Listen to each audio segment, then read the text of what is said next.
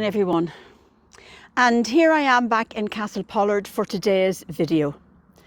And the purpose of this video today is to try and explain questions that are always being asked. Number one question, how could all this have happened? And number two question, how did they get away with it? How did they get away with doing what they did? And that's what we're going to try and answer for you. And first of all, let me explain, there is no incident that ever happens in isolation. Everything comes under the Hermetic principle of cause and effect, the cosmic rule, cause and effect. What causes an event, every event has a cause, and then that in itself has an effect. And that effect in turn becomes the cause of another thing. And so you have the spiral movement, cause, effect, cause, effect, cause, effect. The spiral is different from the circle in that the circle is round and it's closed, it's repeat, repeat, repeat. But the spiral is different. The spiral repeats and then goes on to a different cause, repeats, goes on to a different cause. The spiral is not closed. So, in one sentence, this all happened because of the power of the Catholic Church in 20th century Ireland. That's it in a nutshell. The Catholic Church that dominated and invaded every aspect of people's lives in 20th century Ireland. They were in charge of health, education, social welfare, like all these tentacles all over the place. They dominated everything. That's how they had the power. Now, knowledge is power. And the Catholic Church had so much knowledge. And how did they get that knowledge? They got that knowledge of people's lives through two methods. Number one was the confessional box. Intimate detail of people's lives coming out there. That's how they got that knowledge. And the second way was the visits to the homes that priests would have made constantly. They're picking up knowledge, picking up knowledge, picking up knowledge, intimate knowledge of people's lives. That's how the church got the knowledge. And knowledge is power. Now, the next point we've got to look at is, how did the church get to use that knowledge that they got? They got to be able to use that knowledge because of the holy alliance between church and state. In 1922, Ireland became independent and their own government. New institutions had to be set up. Civil service, education, health, welfare. They had no experience of this before. And De Valera, a devout Catholic. And John Charles McQuade, headmaster in Blackrock College. Already known as an educationalist and as a great organiser. And De Valera and the Fianna Fáil government were just too happy to hand over to the church control of all these institutions. And the idea was that the state would fund and finance them all and the church would organise them.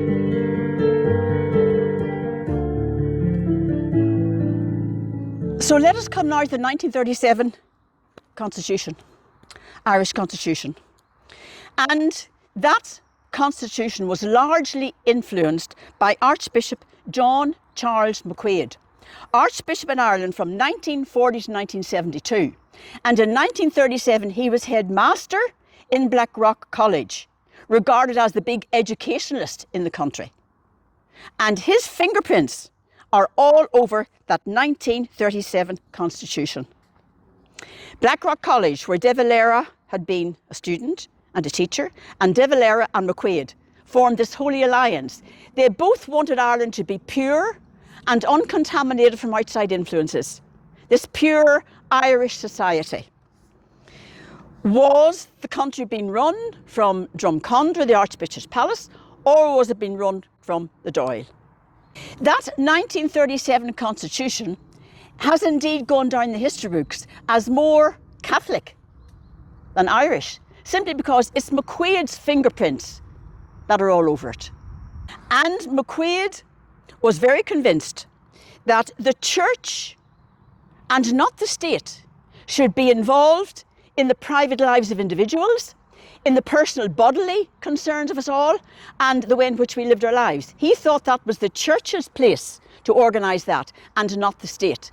And that's how he came to have a finger in every pie. So the next question is cause and effect again. The effect of McQuade and De Valera being in charge, the effect was all this severity and strictness in the Catholic Irish style religion. What was the cause of all of that? The cause of all this severity and the strictness and the harshness in the lives of the Irish Catholics. Why was there so much sexual abuse and rape in Irish Catholicism? And why was there this awful perverted and distorted attitude towards sexuality and the natural sexual act? And why so much hostility towards women? They all come under the same question. Now let's take a look at that. And the cause of all of this, we've got to look at two men. First of all, Cardinal Paul Cullen, 1849 to 1878, his episcopate in Ireland. And John Charles McQuade, Archbishop 1940 to 1972. Those two men were responsible for what Catholicism came to be in Ireland. Catholicism, Irish style. These are the two men we've got to look at. Let's take Paul Cullen first. 1849, just after the Great Famine. It was Paul Cullen who Romanised the Irish Catholic Church, brought it under the strict rules of Rome, and that included this devotional revolution he brought in. Marian devotion, the Angelus, the Rosary, the missals for Mass, benediction, scapulars, church service, etc. All these impositions on the Irish Catholics that they had to observe, it was Cullen. And reverence for priests. That's where this stems from. And this comes from, we've got to look at the word Jansenism. This is where it all comes from. Jansenism, what was that? That's the word we associate with both Cullen and McQuade. And Irish Catholicism was Irish Jansenism style Catholicism. So what was this Jansenism? An extreme form of doctrine based on a culture of shame and guilt, and the belief that the original sin was the result of sexual depravity and indeed sexuality and the whole sexual act. And the body needed to be purified and cleansed of all impious thoughts and acts. And salvation could only be achieved through punishment, severe penance and suffering. And every Magdalene woman has heard the phrase, "I'll beat the devil out of you." I'll beat the devil out of you. Salvation and redemption could only come from suffering and punishment and penance. McQuade, in the next century, took on the Jansenism of Cullen. And McQuade was a control freak, finger in every pie. Both McQuade and De Valera had mother issues. McQuade only found out when he was 16 years of age that his mother died when he was a week old. He was told by a fellow student. He heard it by accident. And the woman he believed all those years to be his mother turned out to be his stepmother. And he was devastated. He was gutted. And that certainly caused his, if you like, disgust of women, maybe, the distrust of women. It certainly must have had some part to play in it. And Eamon De Valera, devout Catholic. Eamon De Valera, his birth is dubious. His birth circumstance is dubious. Was his mother married or not? It's hard to prove that. And he was banished by her to Ireland when he was 3 years of age and brought up by his grandmother. So he too had mother issues. And this is where all this dislike and disgust of the feminine of woman is coming from these two men who between them ruled Ireland for over 40 years. So naturally it's going to be in the Catholicism that they brought in. McQuade too, as well as that, was a Holy Ghost father in the Order of the Holy Ghost, not a diocesan priest. And those orders are sort of somewhat different from the diocesan ones in that they have different rules and regulations. Severe and tough penance, sexual disgust, self-inflicted punishment, and loathing of women. McQuade's hatred, and I mean hatred, of anything non-Catholic was matched only by his hatred of unmarried mothers, suspicious and distrusting of women. And this Jansenism was built on the teachings of St. Augustine, one of the early church fathers. And I showed in an earlier video how these early church fathers felt against women and against the whole sexual act. Let me remind you of what St. Augustine said. And this is what Jansenism is based on. And McQuade and Cullen were both followers of Jansenism. St. Augustine was Bishop of Hippo 354 to 430. He believed, discussed of the human body and all things pertaining to women and the sexual act. And here are his words. I fail to see what use woman can be to man if one excludes the function of bearing children. And woman is a misbegotten man and has a faulty and defective nature in comparison to his. So there you have it. Catholic Church, Catholicism Irish style, was based on this Jansenism, which was based on the teachings of St. Augustine.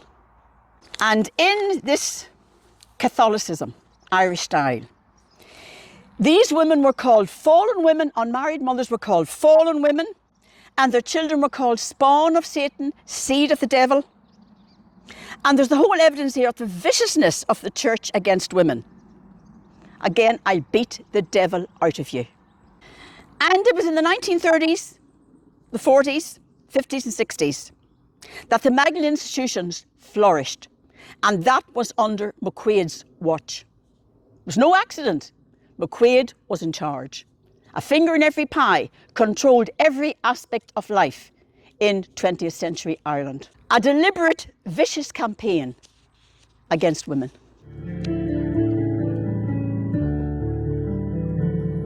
And we can't just point the finger at the church. The state colluded in this as well.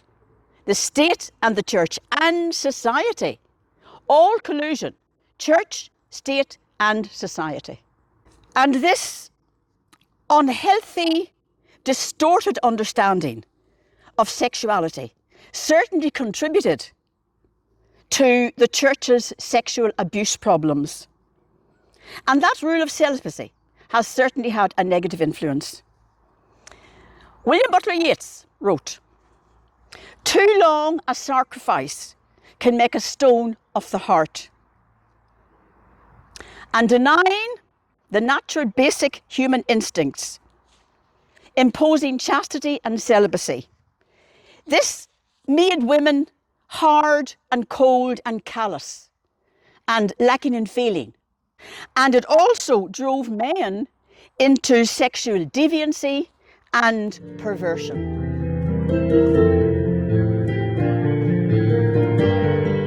So let me sum that up for you. Big question. How did they get away with it? How could it have happened? Number one, the power of the Catholic Church. Number two, they got that power because of the Holy Alliance between church and state, De Valera and McQuade.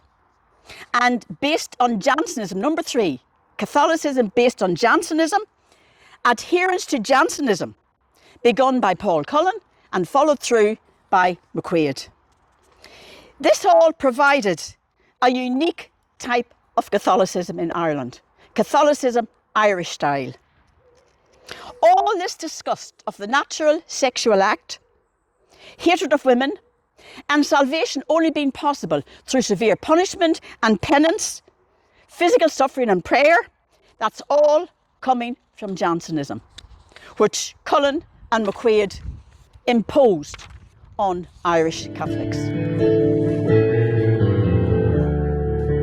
And finally, to end this video, to those of you out there, both men and women, because men were caught in this system as well, and we tend to forget about that.